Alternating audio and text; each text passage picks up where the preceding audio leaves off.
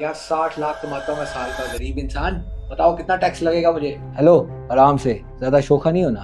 60 कमाते हो ना, तो मैं 80 कमाता हूँ। अच्छा 80। सुनो अब सही।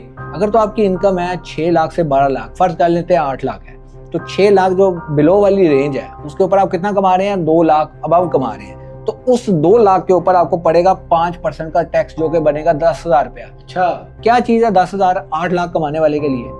ठीक है, और 10,000 दे के आप इतने बेनिफिट्स ले रहे हो, आपको टैक्सेस पे इतनी छूट मिलती है, कोई गाड़ी ले रहे हो, कोई भी आप परचेजिंग कर रहे हो, आपको छूट मिलती है।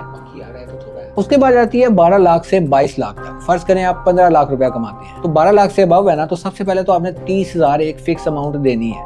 उसके बाद जो 12 लाख से अबव आपकी अमाउंट है ना, 15 लाख थी ना, तो उसका अबव हुआ 3 लाख, आप 12 लाख से ऊपर कमा रहे हैं, तो 3 लाख का 15% आपको देना पड़ेगा, जो कि बनेगा तकरीबन 45,000 रुपया। तो अगर तो आपकी इनकम 15 लाख सालाना है, तो आपको टैक्स देना पड़ेगा 75,000 रुपीज। अब बात करते हैं अगर तो आपकी इनकम है 22 लाख से अबव, 22 लाख से 32 लाख की रेंज के अंदर अगर आपकी इनकम आती है ना सर, तो आपको देना पड़ता है 1,80,000 एक फिक्स अमाउंट देनी पड़ती है, और 22 लाख से अबव जो आप अमाउंट कमा रहे हैं उसका जो आपको परसेंटेज देना पड़ेगा वो होगा 25%। और अब बात करते हैं अगर आप 32 लाख से 41 लाख तक कमा रहे हैं, तो आपको एक फिक्स अमाउंट जो देनी पड़ेगी ना, उसके ऊपर वो देनी होगी 4,30,000। और उसके बाद आपको जो उससे ऊपर अमाउंट 32 लाख से ऊपर वाली अमाउंट है, उसका जो परसेंटेज आपको देना पड़ेगा वो देना पड़ेगा 30%। अगर तो आपकी इनकम है 41 लाख से अबव सर, तो फिर आपको जो टैक्स देना पड़ेगा ना, वो आपको देना पड़ेगा, एक फिक्स अमाउंट जो देनी पड़ेगी वो ले होगी 7 लाख रुपए।